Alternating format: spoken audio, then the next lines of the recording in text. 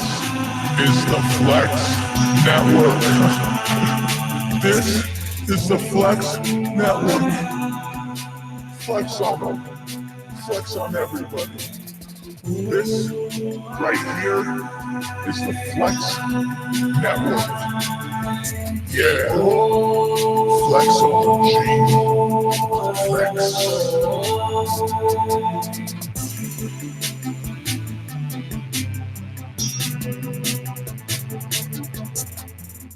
Oh, yes, everybody. Yes. This is the Flex Network. As you can see, I am going to plug in the SnowMan right here. He is back. The methodical, the maniacal, the crazy WWE World Podcast Champion of the World.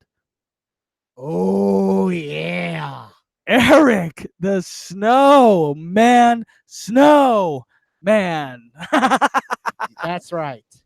That's right, everybody. On the other side of the glass, we have Michael. Sorry, dude, is that just like the most like uneventful intro that you've ever done in your life? You said world twice with the SnowMan, and then you said snowman twice. So I don't know what's going on, but go ahead, keep it. He put some emphasis on that. Yeah, can you hear? And then you just go straight to you. Yes. Does that? Do you hear yourself? Okay.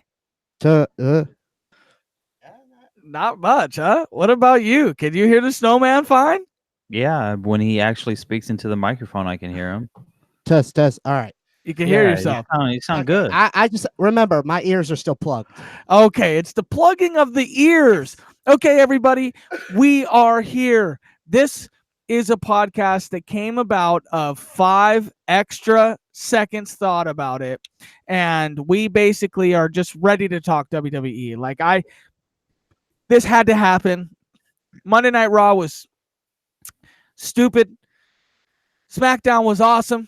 And I think it deserves a lot of talk. Okay. I'm not necessarily going to get right into it. Okay. First, I want Michael to turn his mic down a smidgen because he started redlining over here. I'm sorry. We're going to get through that. But secondly, I got a question to ask you guys. Now, Michael, I've already talked to you about this, okay? And the SnowMan's going to stop coughing here in just a second because he's smoking hella weed, this guy. No, he's not. That's just a joke. He's not. He's not. He doesn't do that stuff.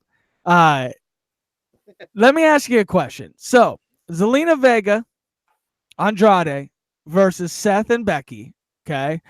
Touted as probably one of the better matches that you would really see on television. I mean, Zelina's good. Andrade's great. Andrade wrestles everyone amazing and perfect.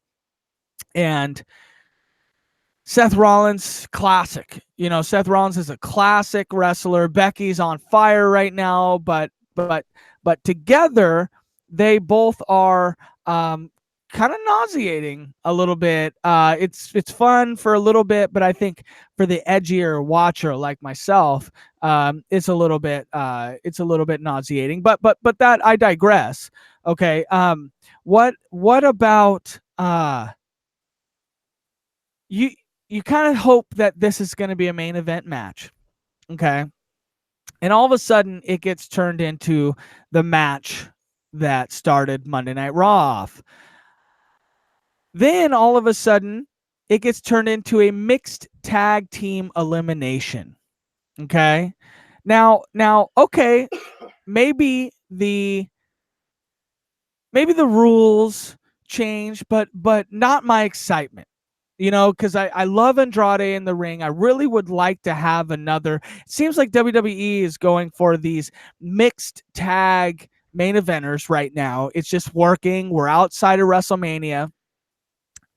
Going to just on the road to SummerSlam. On the road to SummerSlam, on the road to everything else in the year. So they've got to have some filler. So I feel like this is maybe a little bit filler, but right now they're focusing on Baron and Lacey, which is great. Now it feels like, okay, maybe we'll get an Andrade Zelina Vega.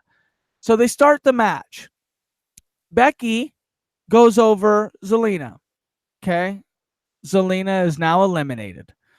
Well, it's not like it's 2-on-1. Okay. It's handicap. It's not even handicap now. That's the thing. It's not handicap because it's a tag team elimination. It's a mixed tag team elimination match. The men can't wrestle the women can't wrestle the men. They have to stick to their specific genders in order to wrestle. Those are the rules / stipulations of the match. Okay, so Becky pins or goes over on Zelina, and we come back after the break, and Becky's on the apron still. Zelina's on the floor. Doesn't make any sense to me. But I got a question for you and all the listeners out there. What would have happened if Andrade eliminated Seth Rollins in the next match?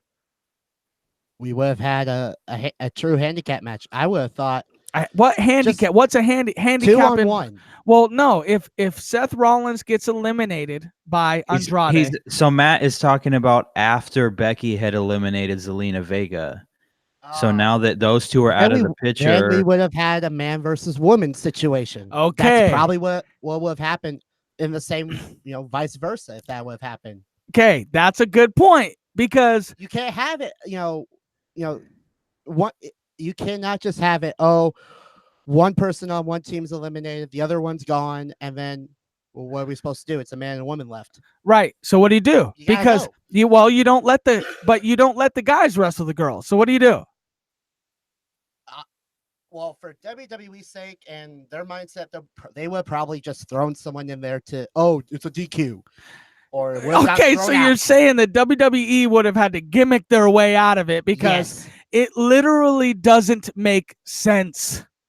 Michael, does this make sense? What if Andrade were to have beaten Seth Rollins? I too loud. I wouldn't have had a problem with it. I just it's a situation where you would say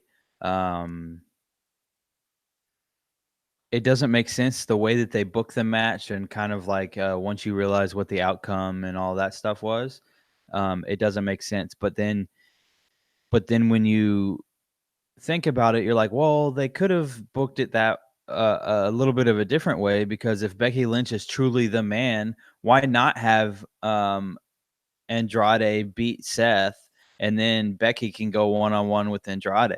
That would kind of help her character and everything, her gimmick and all that stuff. And I think that would have been interesting. It would have been kind of cool to see. But they obviously, what it felt like? It felt like it felt like someone was in a match or in a specific type of like gimmick match, and they just didn't know all the rules.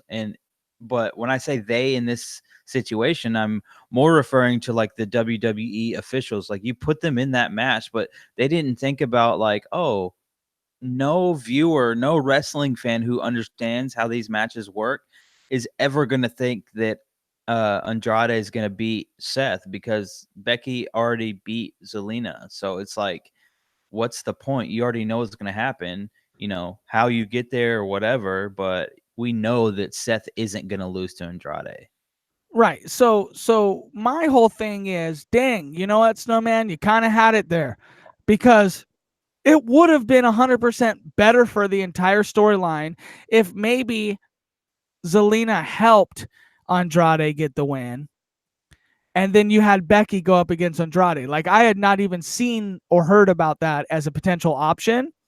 Yeah, well, we kind of had that with WrestleMania, or a couple of years ago at WrestleMania, with Ronda and Kurt and Triple H and Steph.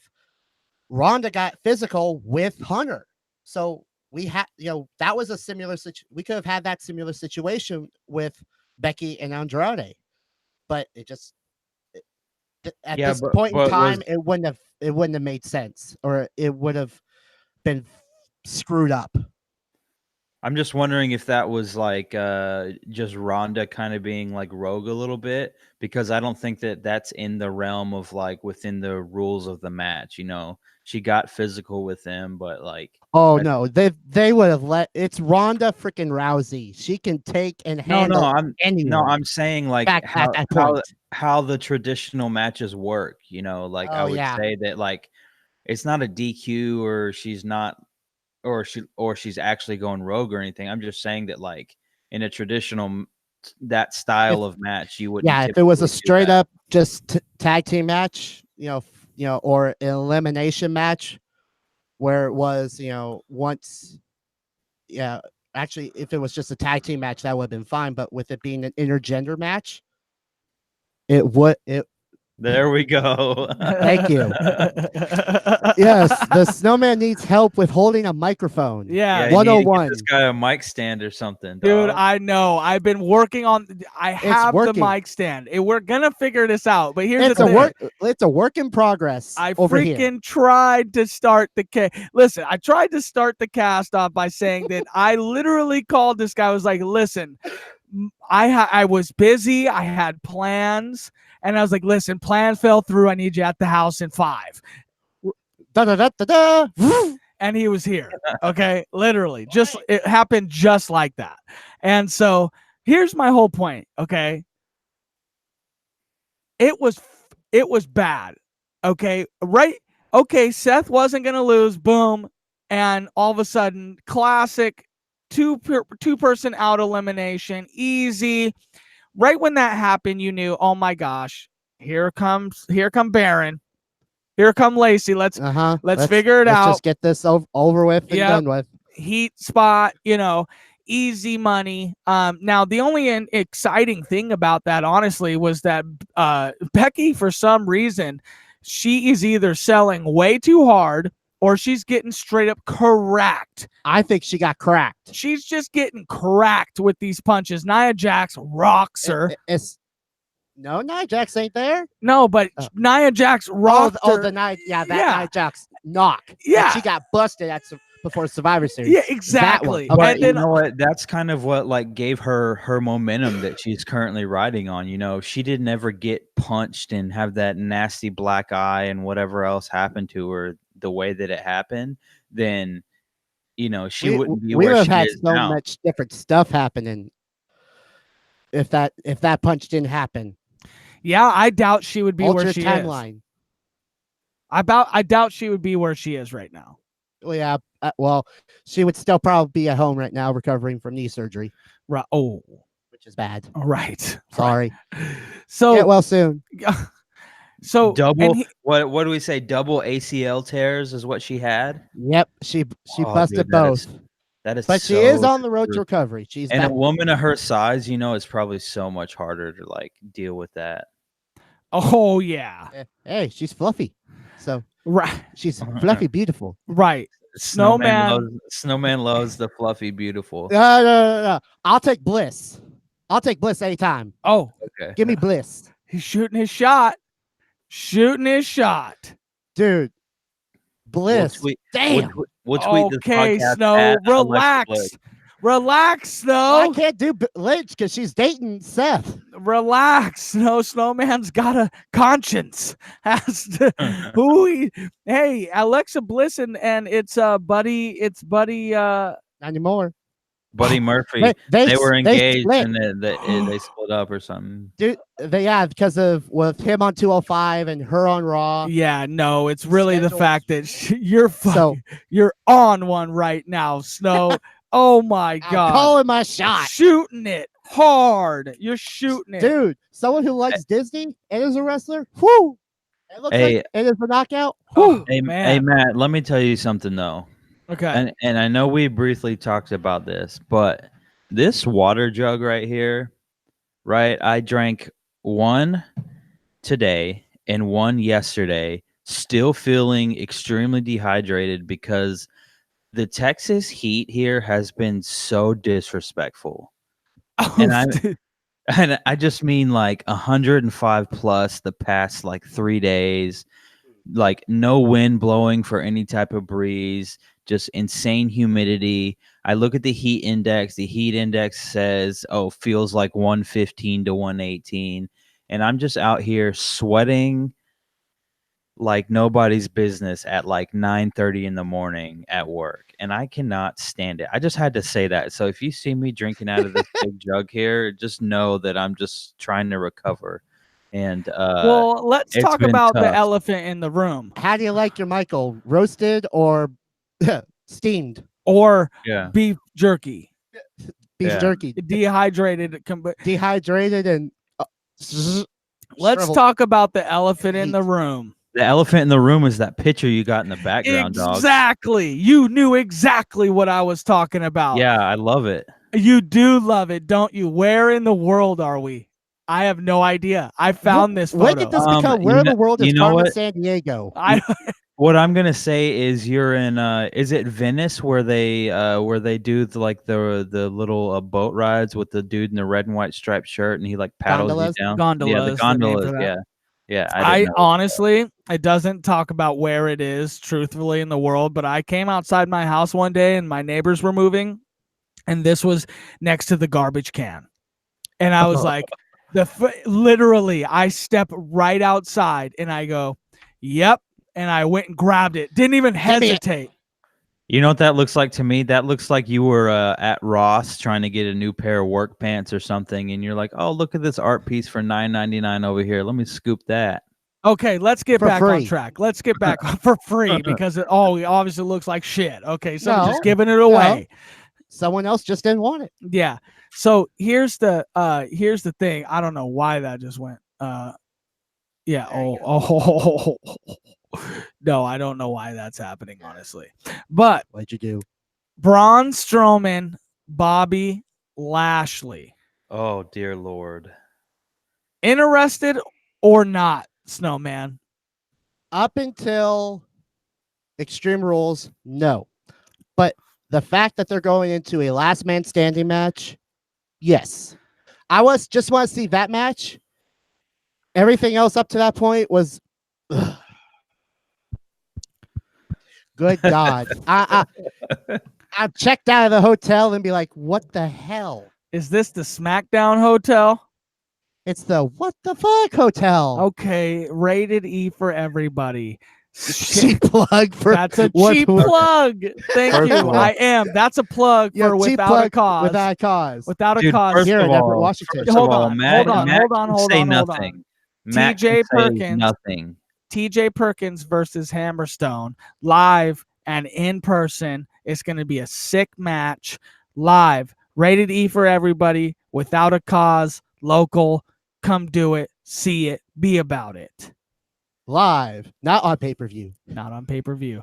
Just like Correct. AEW is this weekend, but this is not what we're going to talk about. I'm sorry, but there's so much WWE news to get through this weekend that Sorry. AEW is more of It's it pops us, and then we're Monday, Tuesday, Wednesday like AEW, because that's what it is. It's I don't like to talk about AEW preemptive. I'm more We've of only a had a few pay-per-views, so it's just growing. So yeah. Can you talk into the mic? Yes. Jesus Christ. Okay, listen. Yes. This guy is so animated. He just cares so much. He fucking rolls that shit right off to the side. He's like, "Hey, I just want back." No, listen. AEW is Dude, amazing. Everybody should be watching it this weekend. Live it, love it, learn it. We will be talking about it next week, hopefully. Dude, so you get onto the SnowMan for dropping one F-bomb, and then you follow that up by dropping your own F-bomb with more words to follow.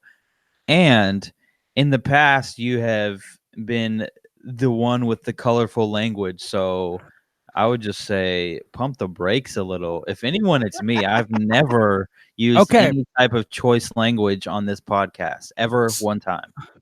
So Brock Lesnar not around. For now. He's the beast. We're obviously getting beast versus beast in a Bobby Lashley, Braun Strowman feud. Little gimmicky at first, still a little gimmicky. Michael, how believable to you was Bobby Lashley getting speared through essentially the LEDs of the Titantron.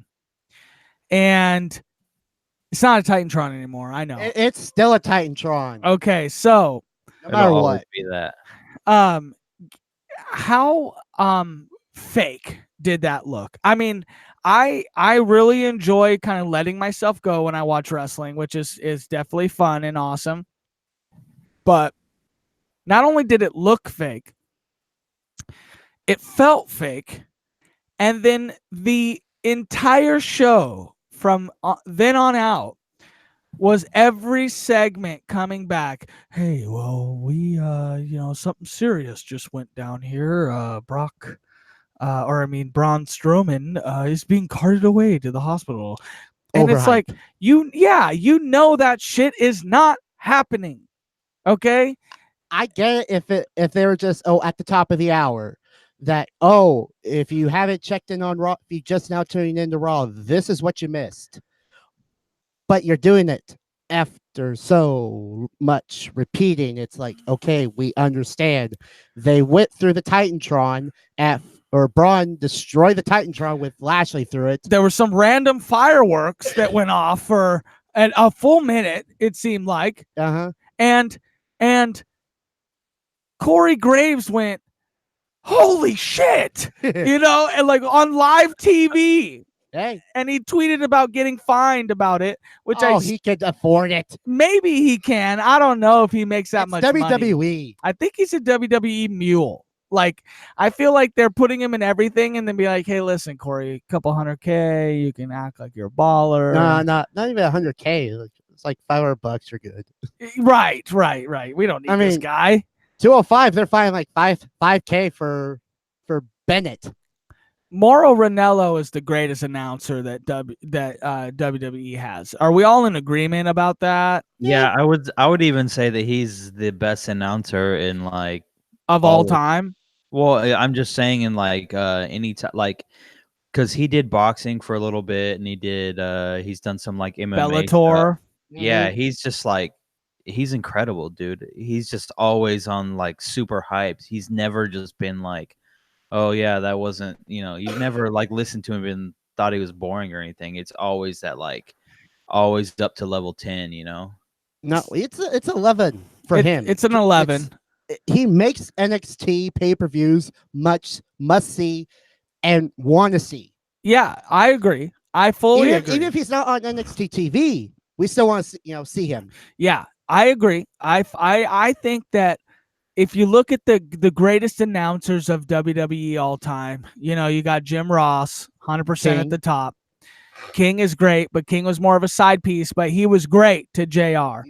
And he probably is number 3. I mean, he was that great, probably. But, I mean, you got back in the day, you got the Gorilla Monsoons. And the Weasel. The fucking Vince McMahon era of commentating was amazing. With Macho Man Randy Savage, oh yeah. Yeah, and if you listen to JR's podcast with what's his name, Connor or Conrad Thompson. Conrad, and then Conrad Thompson's podcast with Eric Bischoff, SnowMan. Have you heard those at all? Not yet. I'm planning. Not yet. Our 83 WWE. Weeks. 83 Weeks is the name of the one with Bischoff, and that 83 weeks is based off of the 83 consecutive weeks that WCW beat WWE in TV ratings. And then the other one they have, Conrad Thompson has a podcast called Grilling JR with Jim Ross, and he just asks him questions about everything that, anytime he, just the business that he was a part of, that he was commentating, because he was the lead guy and he handled the payroll for WWE for a long time, and he was the lead talent manager. Talent relations. Talent relations. So he's had a bunch of different roles with WWE, so he knows the business really well. He has a good he kind of has a good idea on how Vince McMahon's brain works a little bit, and not totally, but Ditto. Yeah. Jake, show me a soda. Oh, dist. That's one. Okay. Oh, Let's got 'em. calculate that. Let's calculate how much that happens in the entire career. These could be bloopers. This is on the outtake reel. SnowMan, how much? So, what were you gonna say about the podcasts? You said you weren't. Yep. Yeah, I just I haven't really gotten into like listening to podcasts as much because I just listen to music wherever I go, even in my car. It's just it's a slow transition. Well, Kind stop moving the mic from your hand. It's Quit a with slow the fu- transition He to get to like sit As he down and listen moves to it. podcasts. I mean, I've slowly been listening to Jericho, to Austin's podcast, those are so. I mean, To those are good podcasts. the but Flex Network. oh, there Cheap we shameless plug plug. right there. Shameless plug. Do you enjoy it? Yes. Okay, good. Yes. Here's the thing, SnowMan. You're crazy. People stopped listening to music so long ago. Like, podcasts are for real the thing that everyone should be doing. Radio is in your hand, just like the listeners that listen to this, And watch our this. friends, our family, whatever, where we're going. We got new graphics coming out. So, like, podcasts are the radio of the future, man. People don't necessarily need to tune in, but yeah, great. I mean, when Of you're course, you want to tune in. tune in, like when you're driving, or like how many people have radios if you're just walking around or taking a bus or going to school or whatever. Like, people just don't have radios. I mean, nowadays you can tune the radio in through an app, but like realistically, people are listening to podcasts. They find the people they like, find the people they want to support, and they listen to it. So I feel like you would love podcasts. Well, again, I'm a creature of old habits. So unlike you, I don't have an iPhone X. I have a regular just iPod, touch one. So iPod. Yes. What is that, SnowMan? I have the iPod Touch. Okay, so I've had it since You high can school. get apps, I know. podcast apps on that thing. I know, but it's so full of music on that and like videos. Just going to like a Mariners game, I listen to music. Just you need to listen to podcasts. I'm serious. I'll do whatever it takes to get you on podcasts. But I do listen. It's just I just gotta figure out the right Transition. timing for me. So I will give you a couple podcasts to listen to. I will do that for you. Okay. And if you don't listen to them, you'll be in a line for a stream of murders. Okay. This is where the snowman just falls backwards. And It's okay. You can see my beautiful photo. Let's get back into Raw. Okay. Yes. Let's get back on track. This is what's great about our podcast, though. It's not fucking cookie cutter. This is not cookie cutter. We ain't running off of scripts. This is off the top of the dome. Okay, I got SnowMan that just came over after 5 minutes, didn't even know he was coming over, ready Brain, to come talk here. wrestling. Hey, I need you. Come here. All right. Actually, real quick, sorry, SnowMan, a podcast that you might like is called Revisionist History or Revisionist WWE. I forget what it is. Fuck, I'm terrible at plugging. It's where they go back to old school, like 98 WWE pay-per-views, WWF, and they rebook them. Yeah, this is crazy. If you're a nut, that's messing with my heritage right there. That's what I'm saying, dude. You already are feeling it. Listen, I forget what it's called. I'll look it up right now. But they go back to like old shit, and they go, you know what? Because of this, I would have much rather seen a feud of this. Instead of booking Goldust versus whatever as a second match of the card, I probably would have brought it up to the fourth match of the card. And then it's something that a nut like you or any nuts out there would enjoy, just really diving into the pay-per-view, specific times in WWF history, and really and it gives you new lease on life to go back to the old pay-per-views and rewatch them and think about I don't need an excuse to rewatch the old pay-per-views. I will literally, if I feel like it, will watch on the network. I will go back and watch Raw. I will then go watch in order to the pay-per-views, and even the Sunday Night Heat. I will watch it. This is why I love this guy. And then straight into the pay-per-view. I did that for SummerSlam 98. Highway to Hell. I will. Here he goes. You strike me down right now if I'm a lion. that was the best built pay-per-view main event pay-per-view. I will Oh. go Oh. down. Oh my gosh, he's dropping knowledge on us right now. Undertaker, Austin, it was built from for months and months and months. So The best- tell us when this was again. 98. 98. It was literally the summer. You better be writing this down. 98. Summer Slam 98, but it was being built for months with Austin and Kane at King of the Ring and Hell in a Cell. So when was that? That would be Fully Loaded was the pay-per-view before. Fully Loaded, he remembers it. King of the Ring would be. Is that? Oh, that's got to be in like October. I know the pay-per-view order from that year. Was it that year though? Because SummerSlam was only in like June. No, August. August, right? Yeah, SummerSlam's August. It's always been August. So the feud went through WrestleMania of 98. No, it started right going into King of the Ring. So that's after WrestleMania though. It was right after WrestleMania. Okay, so get this, everybody. 1998. Because this was when Austin won the title from Shawn Michaels at WrestleMania. Disappeared. Yeah. That's was the year I Shawn could enjoy that. Let's watch that. Because of his back injury from the Royal Rumble with Undertaker in the casket match, and he struggled. Should we go from there? And because that's a good. I would love to rewatch that match. Well, yeah, but because if you see, I can literally the bump that he took off the casket for Shawn Michaels took a bump off the casket in his lower back, like right here. Yeah, that's where his back injury started, and he was basically just trying to get me to WrestleMania. Just get me to WrestleMania. That's all I need. I didn't even know that. I mean, I didn't know that it happened like right there. So okay, hold on. You're getting hype. Okay, you're getting real hype right now. Okay, listen. What our viewers need to do, because you're hyping it up. Okay, listen.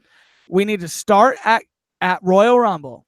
1998. Let's get to WrestleMania because this. Well, hold on. I want to watch that casket bump. So here's the thing. The reason why I cannot just start watching a feud right from the beginning is because I think it really leads into the feud or to the understanding of the character that you see his backstory. So you can't go into the Undertaker Austin feud not really understanding where Austin is or Undertaker are prior. Yeah. Okay. I see where you're going. So you start at Royal Rumble with the casket match. You watch Shawn Michaels be hurt. He gets Monday Night Raw. Well, he gets injured with the back bump. He makes it through the match.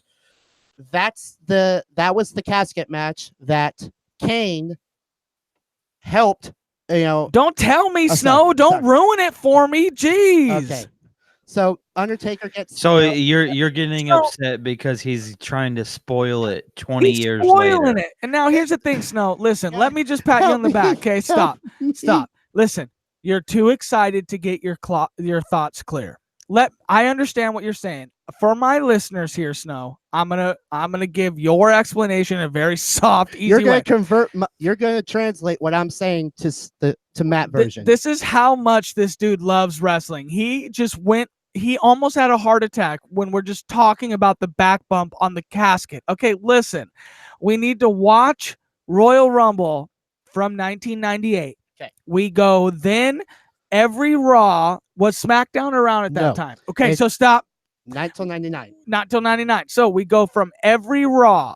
And this is cool that you can do this, right? It's awesome. It is awesome. And actually, no, not yet. Sunday Night Heat, though? Not yet. Okay, so this was it was a little bit later in 98, closer to SummerSlam. Okay, so we're gonna watch Royal Rumble 1998. We're gonna watch the Raws 4 times. Boom, boom, boom, boom, pay-per-view. Boom, boom, boom, boom, pay-per-view. Right. All the way Rumble through to WrestleMania. Well, yep. Going through WrestleMania, though, we're going to hit everyone on the way. From Royal Rumble to the first No Way Out in your house, No Way Out of Texas, then to WrestleMania. Yep. And then after WrestleMania, you get King of the Ring. No. There's 2 more pay-per-views. You got Unforgiven in your house, because this was still in the in your house era. I'm just trying to test your knowledge right here. We had So we have Unforgiven. Over the Edge first, Over the Edge, and then Unforgiven. I love that paper. And then we get into King of the Ring. okay. And then King of the Ring, we SummerSlam. go to Fully Loaded in your house. And then SummerSlam. Boom. And you're And- saying from that January to that August is the single best lead up to a match in the Attitude Era. Yes. Leading up to Undertaker versus Stone Cold Steve Austin for the Yes. title at SummerSlam. Because you got to understand this. Tell me, Snow, preach upon the motherland. Because that time frame, you get to see the rise of Stone Cold to the main event status and the champion that I love that. The champion that he's going to be. You get to see the gritty and the dark and eerie Ooh. Undertaker that we all, the ministry, sorry, I can't say ministry. Don't That's say 99. that. That was 99. But you get to see the creatures of the night. And the lead up through that pay-per-view with having them be tag team champions. And then while Austin's the heavyweight champion, they're going to be buddies, as it gets closer, not really buddies, but it's, are you working with me or are you going to, screw me over? And then the fact that the pay-per-view. Don't spoil it. No.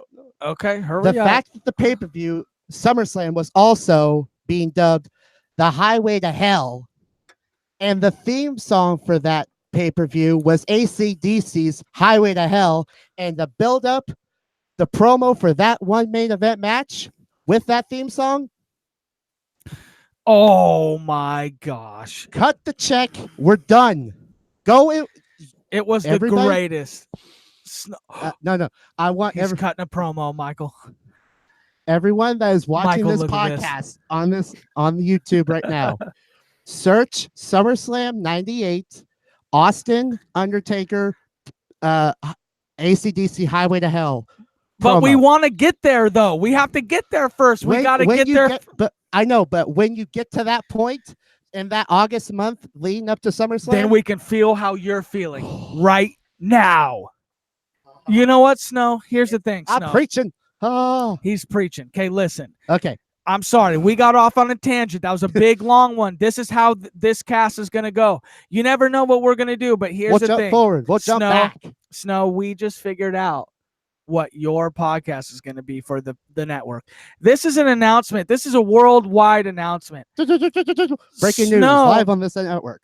SnowMan is going to have his own podcast on the network. And Snow, you know what I want you to do? I want you to go through these little pieces of History.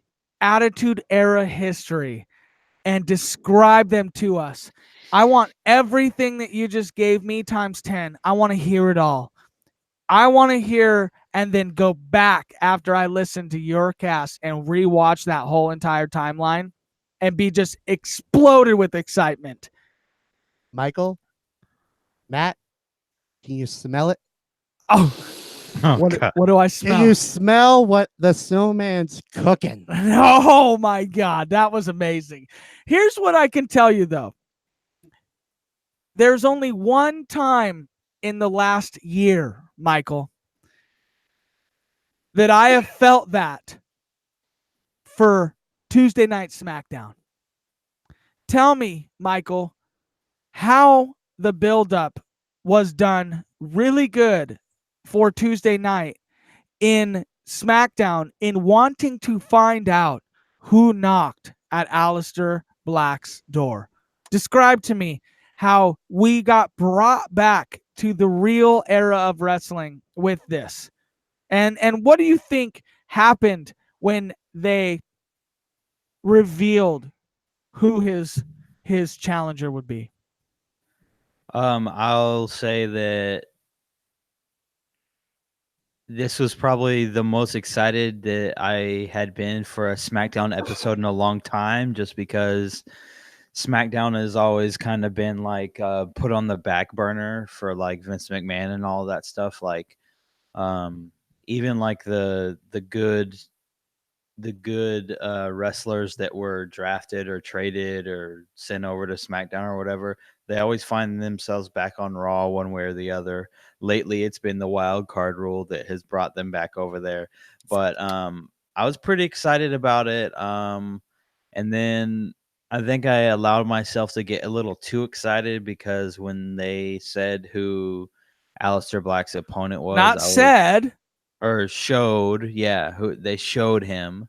Who I was knocking at my door? Yeah, they said it was Cesaro, and so I mean, it's okay, but I'm just Did like, Cesaro look like a modern day Bond villain?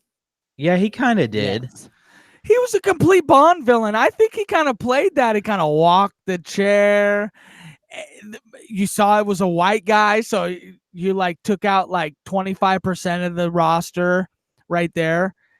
And what did you think? Was it a decent build up for you, or? Yeah, it was a pretty good build up. The only thing I had a couple problems. They didn't do, like, they barely had Cesaro on TV leading up to all of this. My thing is, like, if you're gonna waste the time in the promos to build up Aleister Black and like kind of like his character and persona and everything, on the back end, I would have also built up Cesaro, but you really only saw him like once or twice leading up to that. And so that was Michael, can I maybe softly disagree with you on that?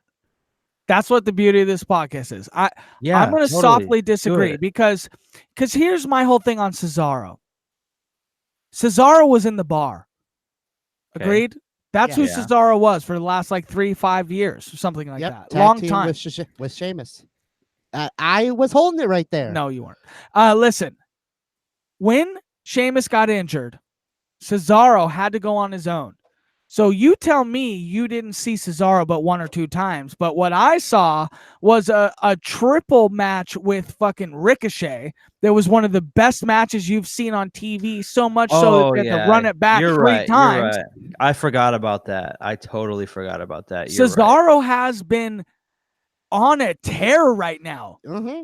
He has been on a tear. He's on a tear because he is finally showing that, man, as a singles competitor, I am to be feared. Like, he is just as good in the ring with his style and his power and his prowess for his long Swiss body as Ricochet is. He has reminded that he is a man to be feared. He had that. I was holding it. You're holding it like this. Hold it like this. He was sorry. That doesn't Mike sound 101 good. part 2.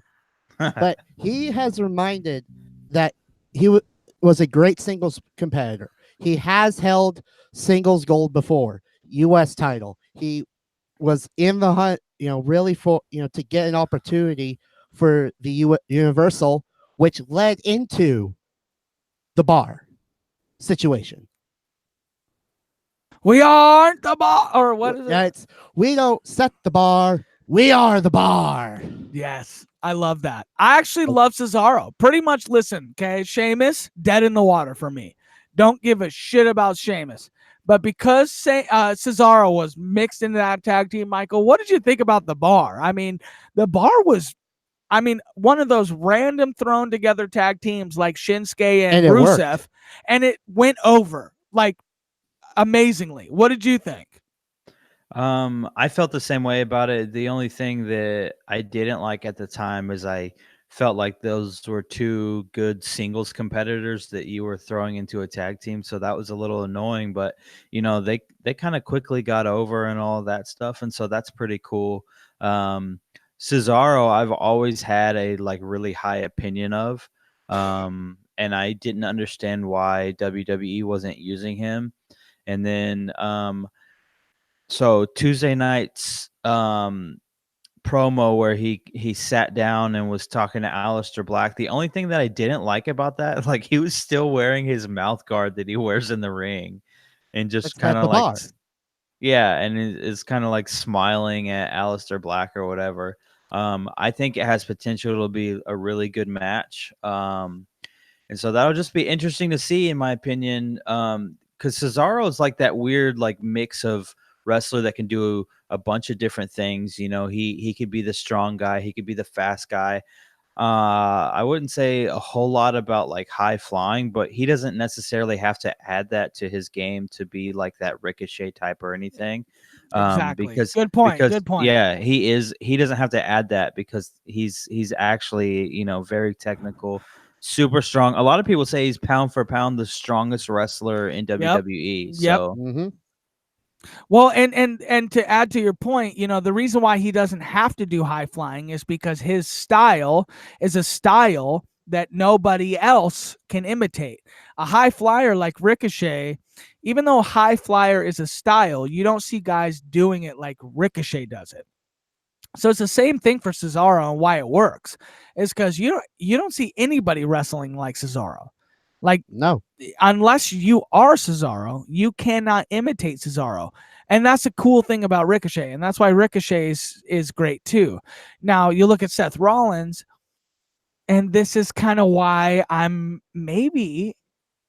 not into the product right now. Because I like Seth, but as a baby face, he doesn't give me anything to get behind. Because he's a worker. He's a good wrestler, but so is Finn Balor. So is Andrade. Yep.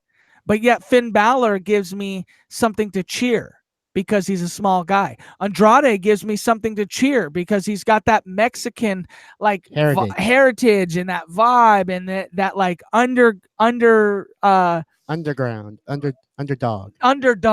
good word. He's got that underdogness to me because Seth is such the mainstream almost. Because he's had to fight back, because we've seen this from when he was with the Shield to go when he and then to so you're saying his singles is that career. He used to be that way. Yeah, he from going with teaming the Shield, then the chair shot that shocked everyone, to him being with the Authority, to then being on his own again, to then being tagged. There was so much to his character. But he's proven it to be a workhorse. So that's what. So maybe that's what it is. It's right now we're in that level of Seth Rollins, his character, that is like that prosperity level. Like he's gotten finally back home to back on top. Yeah, and he's that Brad Pitt. Now he's enjoying life as Brad Pitt. You know what I mean? Where it's like he's now doing movies that are like complete A+ movies where it's all like sometimes fun and game. You don't need to take chances anymore. You're Brad Pitt. You know what I mean? Yeah.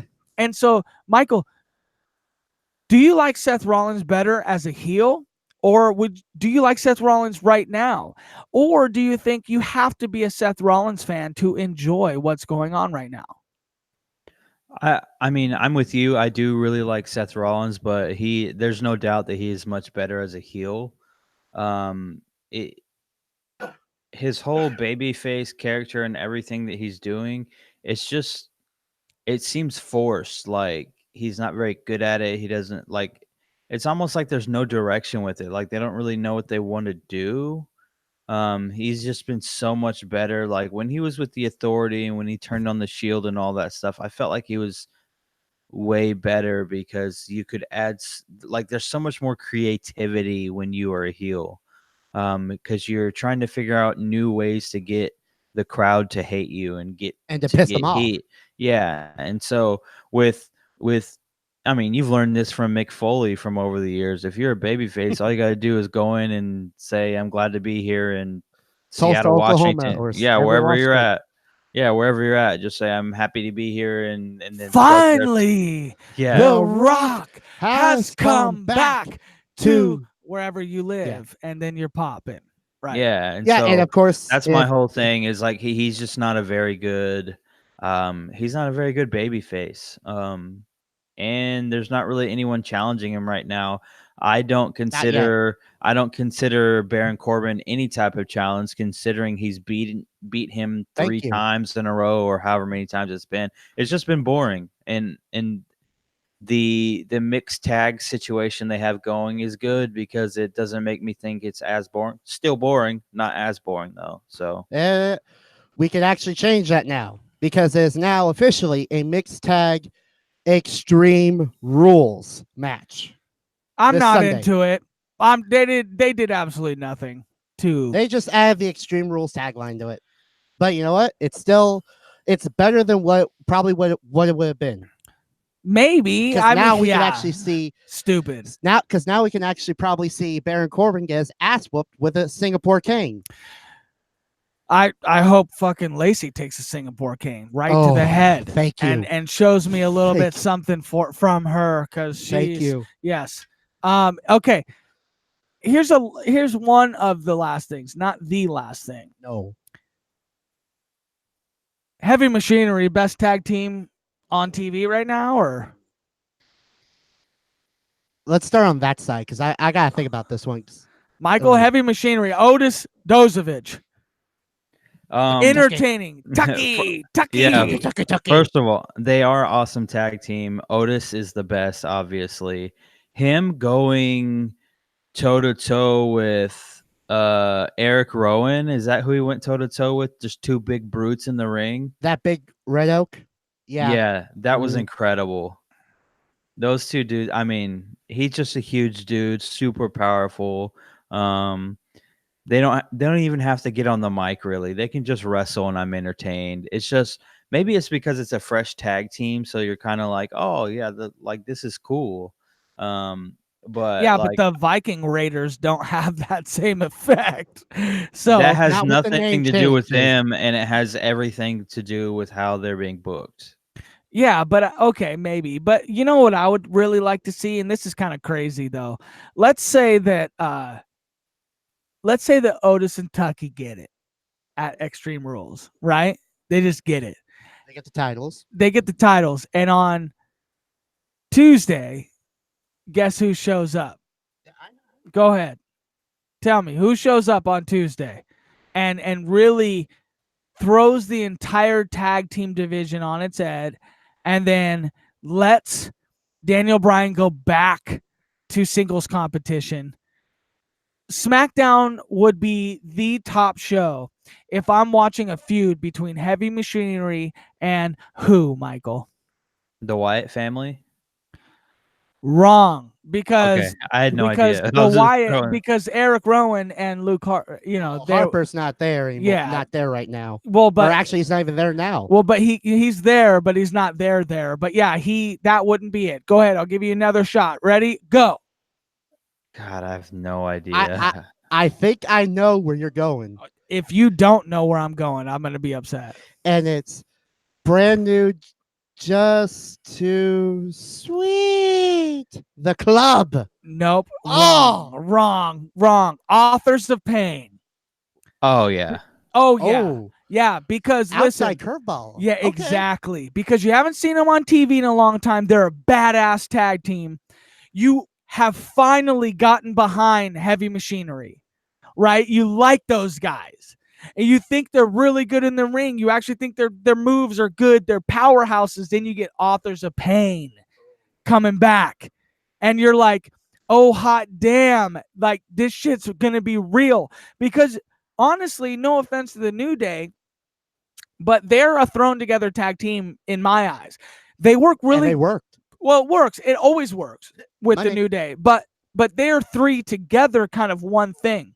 And so whenever I see them as a tag team, sometimes it falls on me a little bit because I'm like, okay, well, it's 1 and 3, and together they're not as great as 1 and 2, or maybe 2 and 3. And so I never get behind just 1. I get behind the 3, and the match is good. It's that dreaded Freebird rule that they have. Yeah.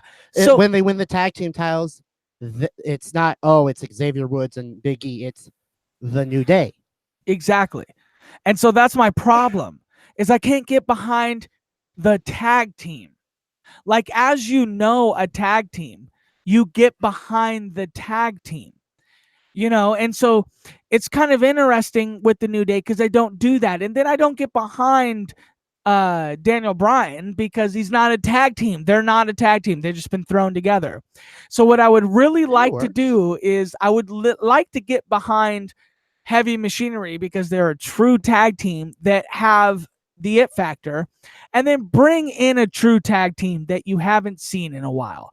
Bring them in. Let's get them feuding. Let's see something good, Eric Bischoff. And that's my last thing I want to talk about, guys, to end this cast. Well, before we get to the last part, Okay. the last part, You had something? what is your guys' opinion? And I just talked about this, or just said this. 98 SummerSlam. No, Got me. recently, like when you had asked about tag teams. Yes. What is your guys' reaction of the reunion of the club? Michael? I think that, I mean, I like the idea, but it's like, to me, I would add like I would turn it into like a faction. fourth? Like, yeah, like I would just add more. Like Like maybe Anderson and Gallows and Nope, you're wrong. Oh, keep and- going. Who is it? AJ and Styles. AJ isn't good to me. Who else? Who are Who's they your adding? fourth? Who's your Finn fourth? This is a Balor. big deal. Yes, Yes, that is the answer. You're right. It's always Finn. It I has know to it be is. Finn. It has to be It has to the be Finn. original, the innovator of the. Sorry, take off the WWE mask for a minute. Of the Bullet Club, Exactly. the man who made it. Get hype. So did they say something about a fourth member? No, but No. that's what Oh, that's a good okay. take by you. Okay, Jesus. I just such a good thought- take. He's like, oh man. No, that would be a great thing to do. But- Have He's the on two SmackDown leaders. though. the two leaders of Okay, well, it club. doesn't That- matter. You could make some things happen, but in my opinion, those three together, we've already seen it. It's boring. They four. split them up. Oh, no, sorry. I'm saying those three have been Yep. boring. We've seen it on WWE TV already. It's not entertaining. And well, they and were a part brought back of in- my thing is I just watched today. Matt, I told you that I was rewatching the Monday Night Wars on WWE Network, and so I started from the cheap beginning. plug right and there. Great. at the end of the first or beginning of the second, they Scott Hall and Kevin Nash were talking about how they had a third member and they were teasing it super hard, and then you eventually find out that it's Hogan, and they create the NWO and all that stuff. And so is when you said another member, I was like, oh geez, did I miss something? Like, did they say that they're going to add another member? Because if they did that, that would be so sick. I would And love it. actually, might as well just say this now because this past Saturday was the anniversary of the formation of that lovely group, the NWO. Too sweet. You know you got this guy jacked up when you talk about the NWO. I know, dude. I know. Yeah, it happened on Saturday. Was the anniversary of their creation? Okay, to end this podcast. Back to you and your ending. This is my show. I know, but This is my still, show. I'm taking over. Okay. This is a hostile takeover. Oh my gosh. What pay-per-view was that? Oh no, that Damn was it. that was Okay, I thought a maybe- reference for the NWO. This is a hostile takeover. Oh, he got me. I knew he was hitting me with the but reference. the takeover reference was for the NXT. Okay. This is a takeover, which I might have to do one day is be like, have you on the camera and be like, you know what? I'm taking over this and into my show. And then fucking shooting a promo on me, dude. Don't fucking hit me over the head with this mic. Damn. Everybody wants to have a shoot. Okay, listen. Shoot.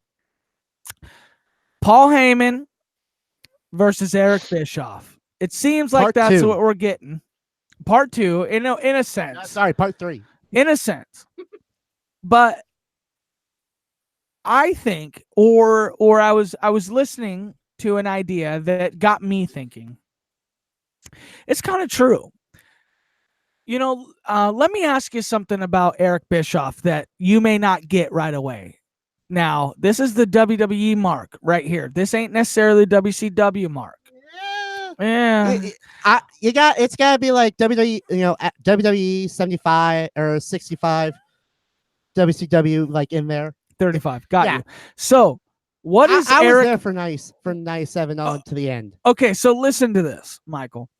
We have two guys that are ideally appointed to now kind of oversee things. Now we haven't had that officially shown on TV, so it's to Yes, we me. have.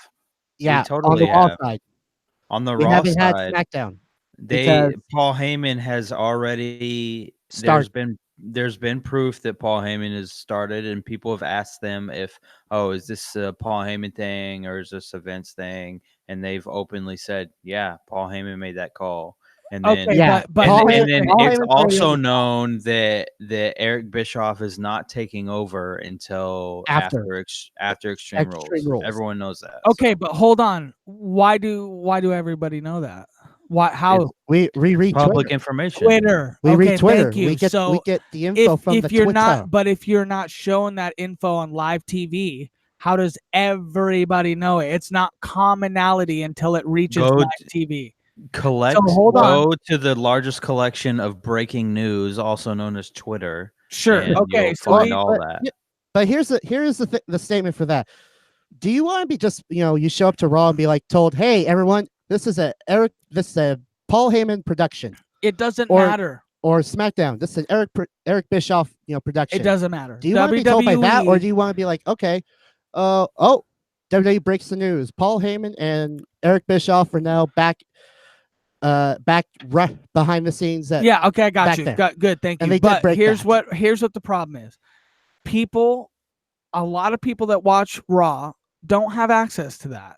Kids, younger people. So I remember when I watched wrestling back in the day when I was a kid, I didn't Shock value. I didn't have internet. Like I didn't have one did. internet to watch.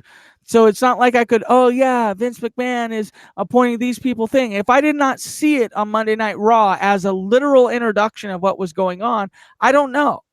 So you want the introduction like Vince McMahon came out and introduced Exactly. said we're going to be more edgier. We're going to be this the No, actual we don't need start to of do the Attitude Era edgier. We with just need to say that promo. We don't that need to he say cut. that. Essentially something like that. Okay. So that's how I think this is. So my problem is nobody has been inundated like that. It just hasn't happened yet. And so what I'm trying to ask you guys, or what I'm trying to ask the viewers are, is it fair that just because we anoint these guys as head of this, head of that, that when we watch a bad Raw, like I saw a very bad Raw this week. Am I to blame Paul Heyman for that, Michael? If we were 6+ months down the road, I would say yes. But because he's only had a couple of shows where he's making the majority of the decisions, I'm gonna say no, because I just like one thing that I don't know if it was Paul Heyman's doing or not, but the whole Bobby Lashley, Braun Strowman thing, when they crashed through and the pyro and electricity and all that stuff went off, the WWE TV kept going to that like aerial view camera that was like pointing down at like all the damage and where everyone was hurt and getting guys on stretchers and stuff like that. I felt like that was something new that they haven't really done in the past.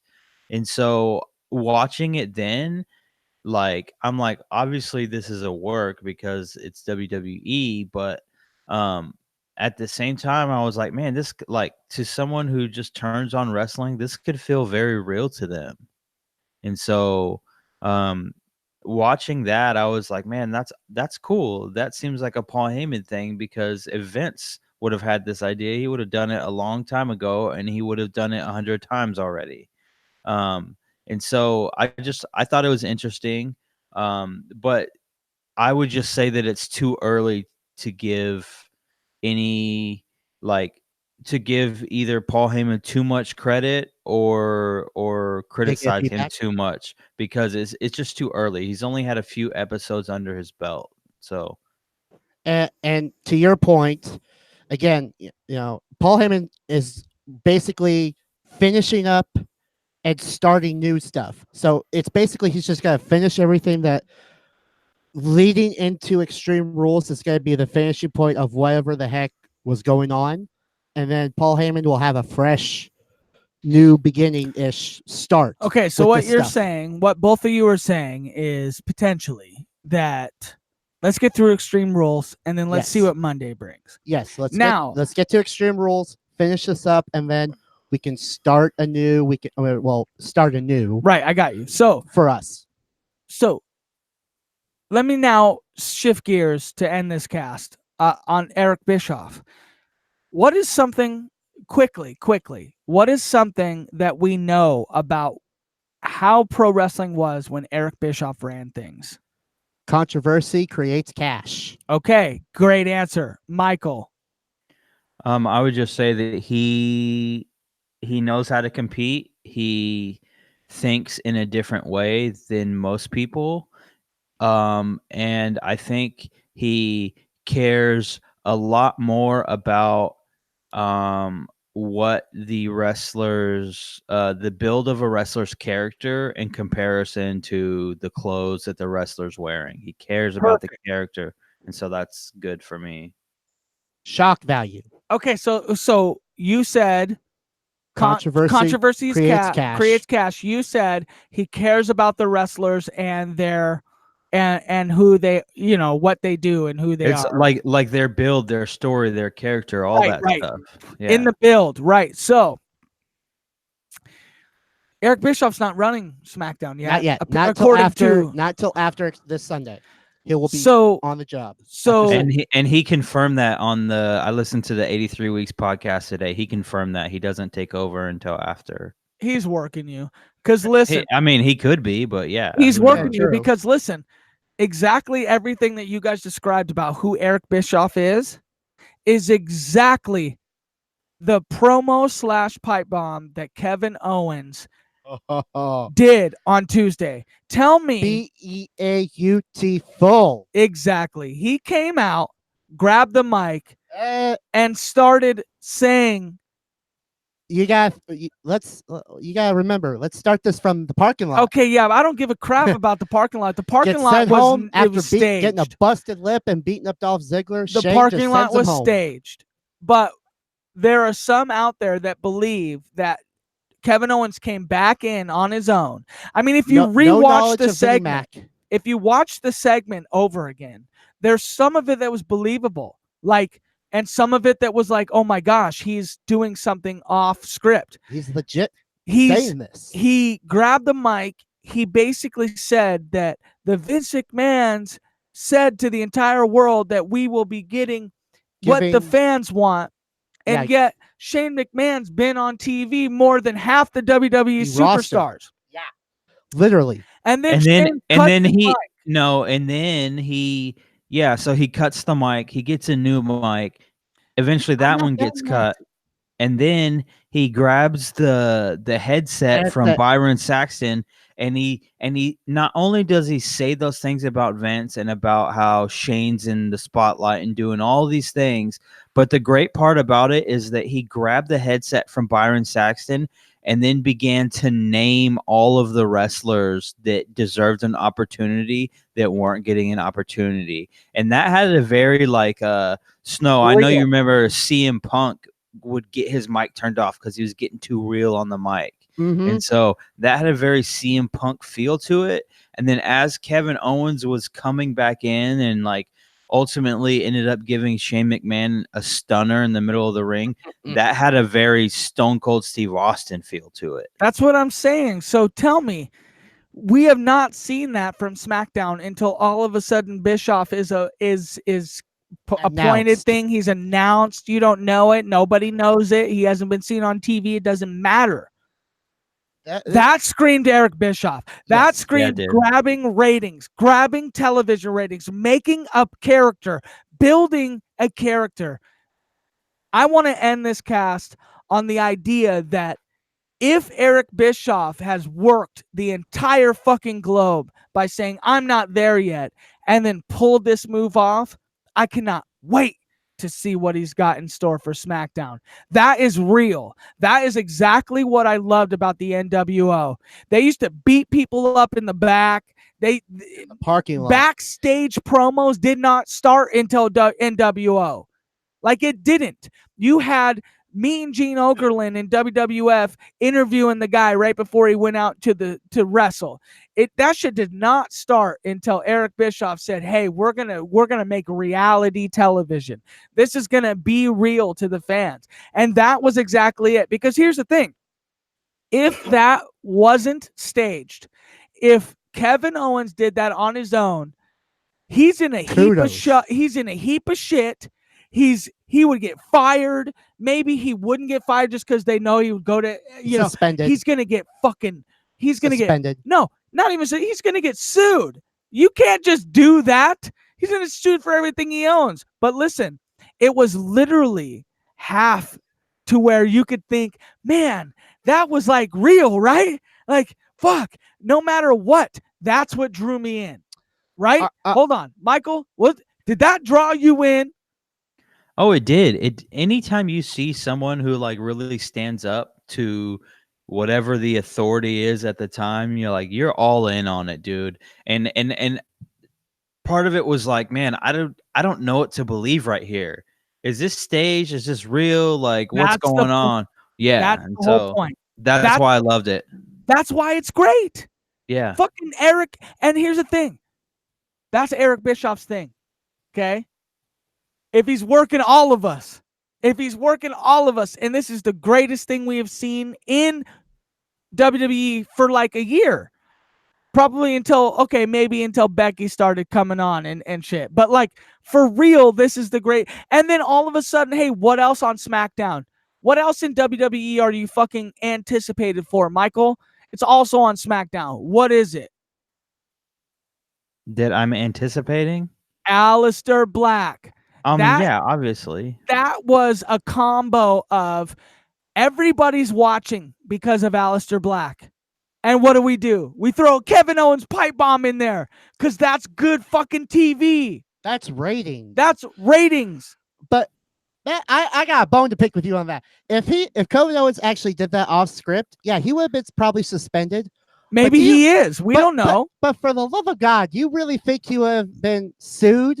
This is WWE. They would have done something with it and then then sued him because he just legit went on live TV and started talking all this mess. I mean, come on, dude. If you were to do that, he would be pushing that to the moon. Michael, this would be Austin level pushing. Michael, where can everybody find you?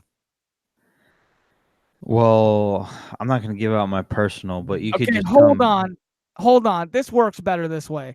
SnowMan, where can everybody find you? Right here on the Flex Network. Oh my gosh. I gotta say this correctly. Right here on the biggest cheap pop. Right here on the Flex Network. That's right, baby. I gotta do it the right way, a Mick Foley style. Dude.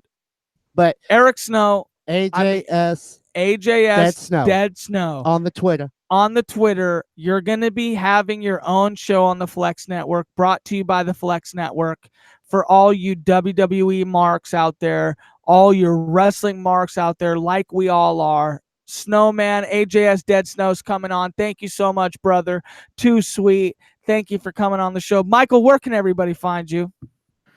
Flex Network, Facebook, Flex Network, Instagram. It's Flex Network 1. Flex Network 1 on our Twitter. Okay. Flex Network 23@gmail.com. Of course, it's 23 because we're great. And you will be watching this potentially in 3 years thinking, man, this is where it all started. And we got a cheap fucking picture in the background. We got cheap things. We gonna move into a big old studio up in the hills. Okay. We already in the hill. Yeah. We're in the annals of time. I mean the annals of time. Excuse me. Michael, where can everybody find you? He's drunk. He doesn't know what he's talking about. That's not true. Flex Network 23 on Instagram, Flex Network on Facebook. You can find us, our podcast. You can find it on Apple Podcasts. You can find it on Spotify, all that good stuff. But Until next time, we will see you guys later. Yeah, come find us on YouTube, baby. We are the Flex Network. This was like Chair Shots episode, like whatever. I don't even know if that's really what we're calling things, but here we are, baby. We're here now, the Flex Network. New logo coming soon.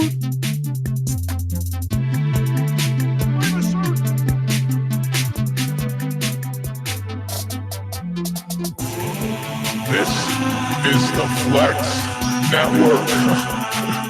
This is the Flex Network. Flex on them. Flex on everybody. This right here is the Flex Network. Yeah. Flex on the G. Flex.